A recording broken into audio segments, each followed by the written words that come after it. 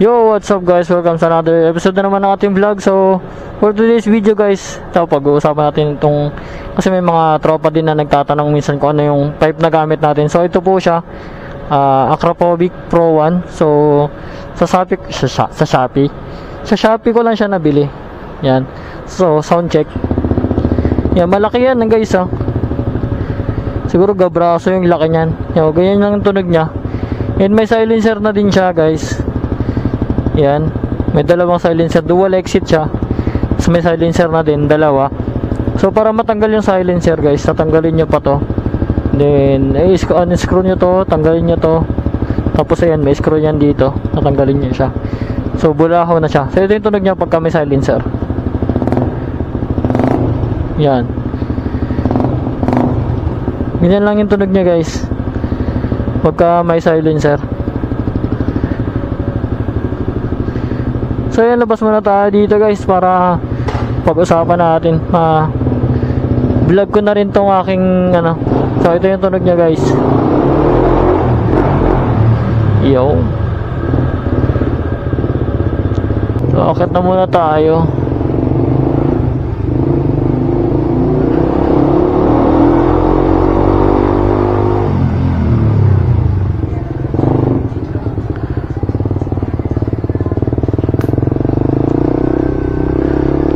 So yun nga guys,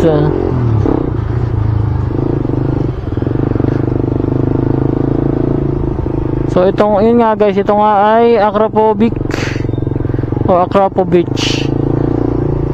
Pro 1. So nabili ko siya sa Shopee.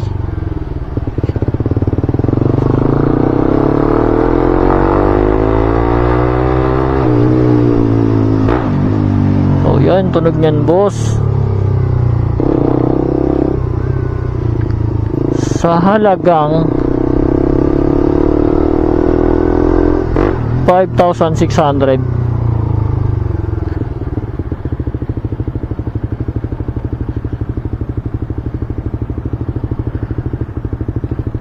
So malaki tong pipe ko na to. Siguro gabraso tong pipe ko.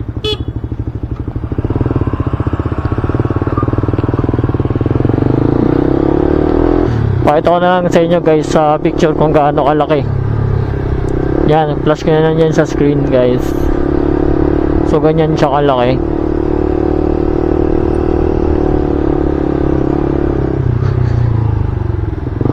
Yun, gusto ko yung tunog nito kasi bassy lang siya. Kahit ibirit mo, parang scooter lang na naka power pipe, ganun lang tunog niya. Hindi talaga siya totally na bulahaw. Kasi ayoko ng ganun Tsaka prone sa huli.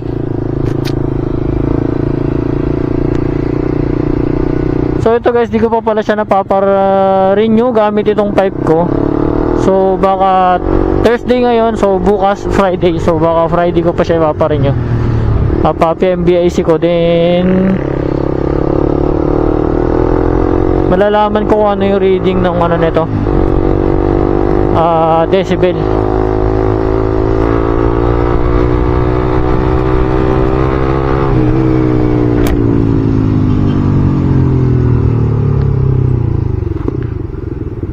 Ganun ang tunog pag nag downshift. Kasi mamaya papatunog ko sa inyo yung rev match nito. And ito guys, ko na siya, pangalawang palit ko na siya. Kasi yung stock pipe nito, okay naman, maganda naman tunog, rinig naman kahit sa malayo. Rinig naman yung stock pipe nito, rinig naman kahit malayo. Lalo na pagka nakabirit na.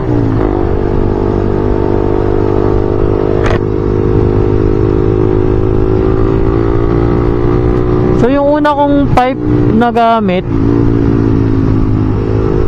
aftermarket pipe na gamit, yung Yoshimura R11 na dual exit or dual exhaust.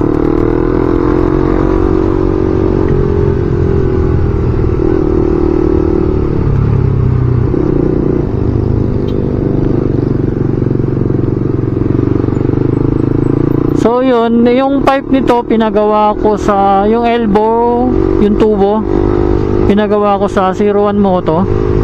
So may upload din ako niyan, 01 Moto, sa halagang 4,500. Elbow pa lang yun. So yung bumili ako ng Yoshimura R11 na pipe na maliit lang siya, halagang 1,500. So bali ang nagastos ko doon is 6,000.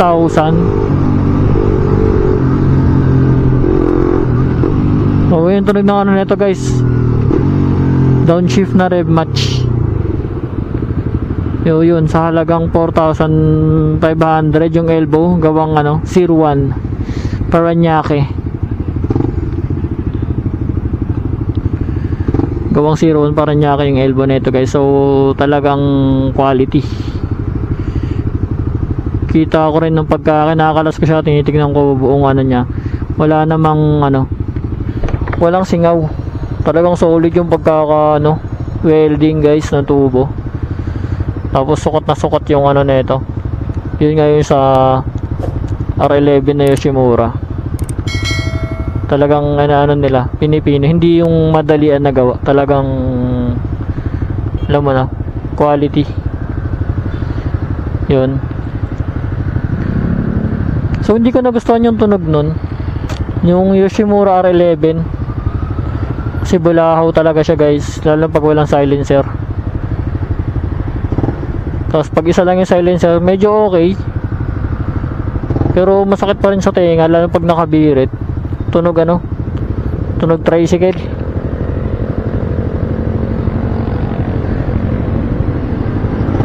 Tapos ang ginawa ko,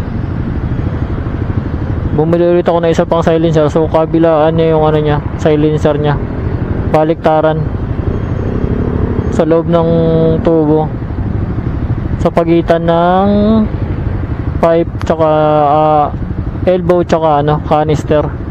Sa baliktaran na yung ano ko dun, silencer, para umayos lang yung tunog. So since mura lang naman siya, nakapag-ipon pa tayo ng pambili nitong ano, itong Pro 1.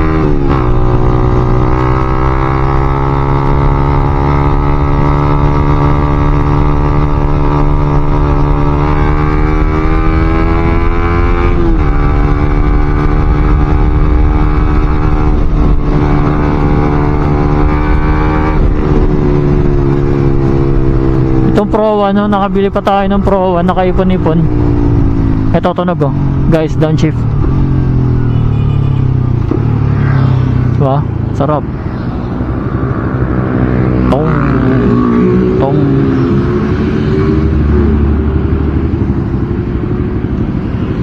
O ganun kasolid yung downshift nito guys, yung tunog niya. Yung kasi pinaka nagugustuhan ko sa ano pag naka 5, yung tunog ng downshift nung ano, gearing. Sarap sa tenga. Tapos pagka naka stock pipe ka naman nito, ang tunog niya parang may sipol.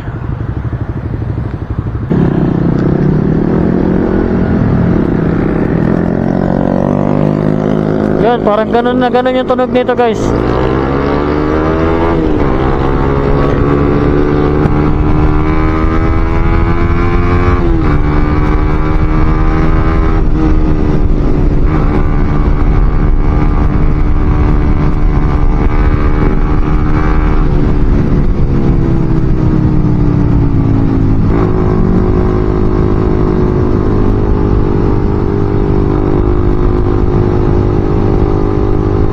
Tapos yun yung Yoshimura R11 ko dati, yung unang aftermarket pipe ko na binili or canister, ay ang lakas ng backfire. Ang dalas ng backfire. Ang dalas ng backfire niya.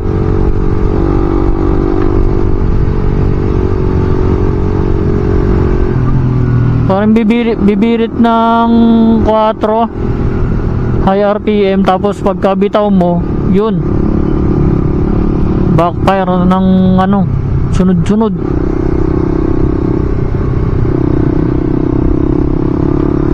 So ito, kaya yun, kahit segunda, basta naka high RPM ka, tapos ano, bigla mong release ng throttle, talaga nagba-backfire eh. Sobrang daming beses ng backfire, as in malala. So hindi pa ka nagpapa-remap,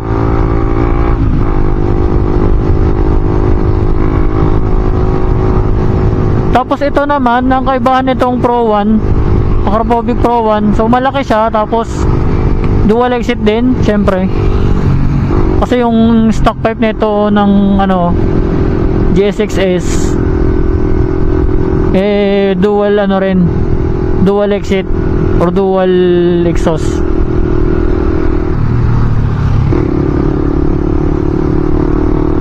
Dual holes, ganun.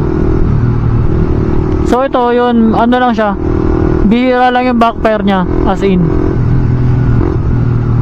bihira lang. So kita nyo naman kanina, nag 4 tayo, tapos high RPM, so hindi siya nag-backfire. So madalang lang talaga backfire nito guys, itong Pro 1 na to. Kaya yun din nagustuhan ko dito na, kaya nung ano, nabili ko to, hindi na ako nagpabalik-balik sa stock. Kasi yung nung Yoshimura R11 yung gamit ko, pagka may malayuan akong ano, biyahe, nagbaback to stock ako eh. Kasi nga, bukod nga dun sa backfire, eh, yung ano pa, tunog, sobrang bulaaw.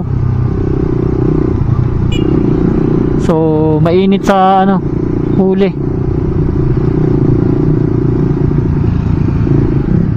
Kumpara dito, ito pinapalagpasan tayo sa checkpoint, tapos napupuri pa eh. Ganda ng pipe po sir, ang laki ah. Tapos kahit ibomba nila na ibomba, gugustuhan din nila yung tunog eh.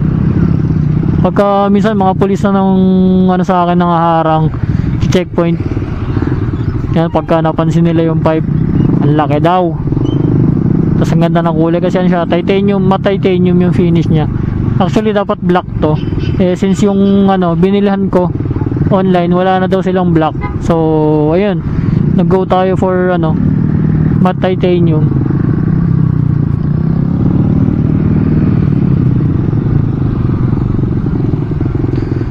And yun, nagustuhan ko din naman kasi yun nga, yung ano siya, parang carbon yung ano niya, tip niya, pero hindi ito legit na carbon, siguro ano lang siya, carbon dip, ganun, hydro dip lang, ano pa rin siya, fiber. Puta lang anin.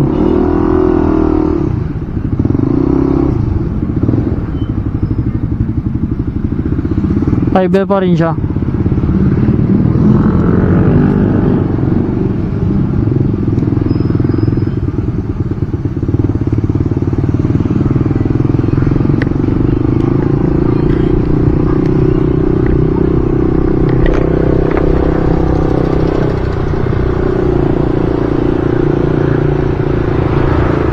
Pero ang ganda ng ano, ang ganda ng pagkakagawa ng ano eh, pagkaka-carbon eh.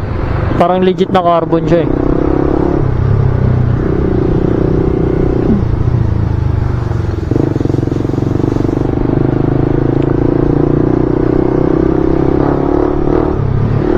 So yung ganda ng tunog nito guys, kasi hindi siya tunog ano, hindi tunog lata, hindi tunog tricycle.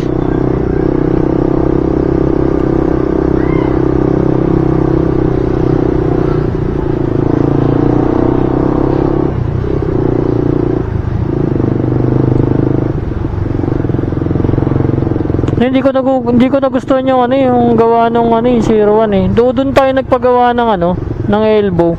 Yung tunog lang talaga nung mga pipe nila, hindi ko gusto.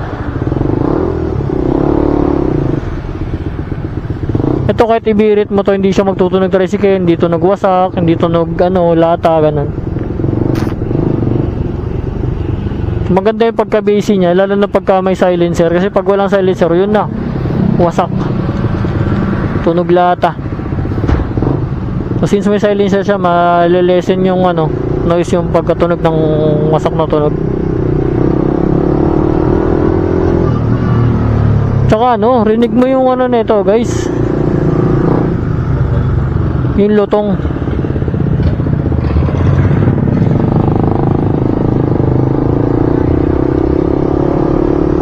Kaya para sa akin bumagay din naman siya. Mamaya ayan na natin, ibabad natin sa RPM. Hanap lang tayo ng pwesto. So dito siguro pwede. Ano, blowing of horns pala dito, no parking. O hanap tayo ng mapapwestuhan.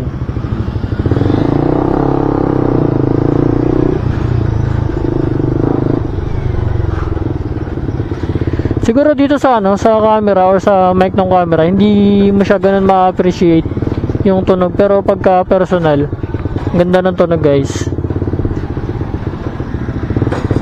So dalawa yung color nito, dalawa yung color niya, matte black tsaka matte titanium yung color niya.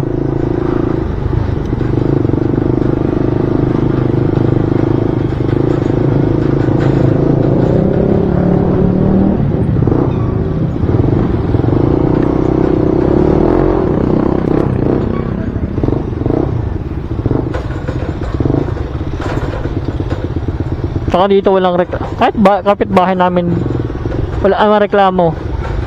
Pero dun sa Yoshimura R11 na maliit, yun talaga, reklamo talaga sila. Nasisigawan pa ako dun, lintik na yan. Ang ingay mo na naman, sabi sa akin, para daw akong siga. Ang ingay mo na naman, para kang siga.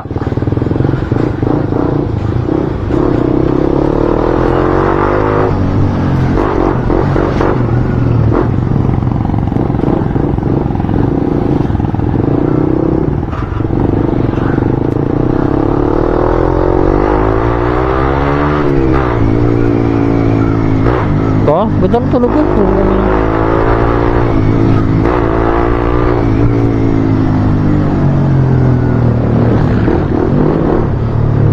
So ito, kung may magtatanong dyan kung pwede sa underbone, sa tingin ko hindi siya bagay sa underbone kasi laki talaga niya eh.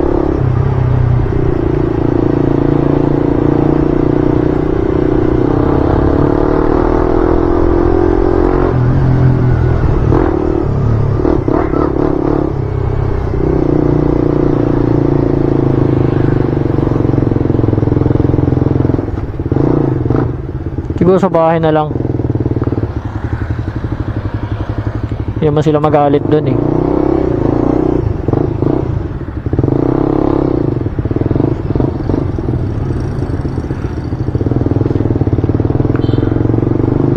So yun lang guys, ano, yun, share ko lang yung tungkol dito sa pipe ko, no? Wala na rin naman na ako ma-content pa sa ngayon.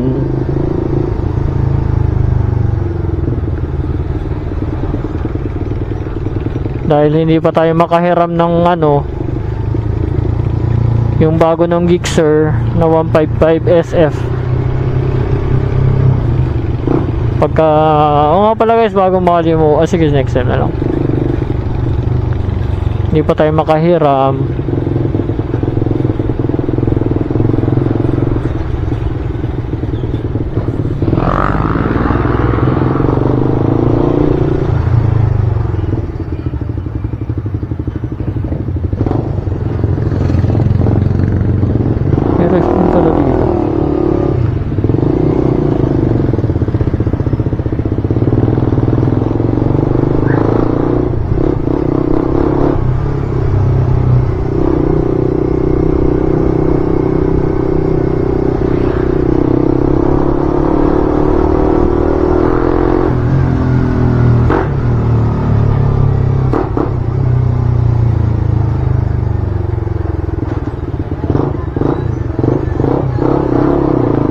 So yun nga guys, sinasabi ko sa inyo lagi na okay din na medyo lang hindi yung sobrang ingay medyo maingay yung pipe ng motor nyo, no, para pagka may truck or ano, madali tayo mapapansin. Pagka nasa gilid-gilid ka, no, bomba-bomba ka lang, papansin ka na ng mga sasakyan, no. So sila, hihinto sila, no, para pagbigyan ka, no, especially lalo na yung mga malalaking sasakyan.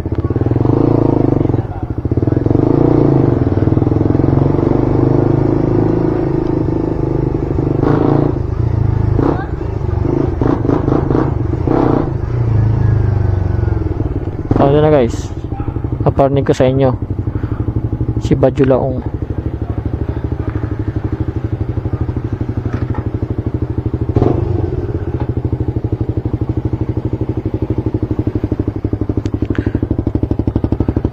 So yan, ang tunog niya, ganyan. Ganon. Yun, tunog niya.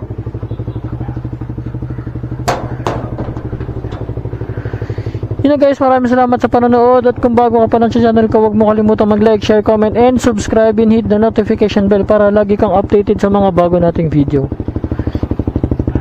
At ito po si Kuya Jan, laging nagsasabing stay calm, ride safe, stay humble.